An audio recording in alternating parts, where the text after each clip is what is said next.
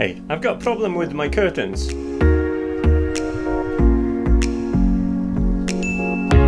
But I also got a 3D printer.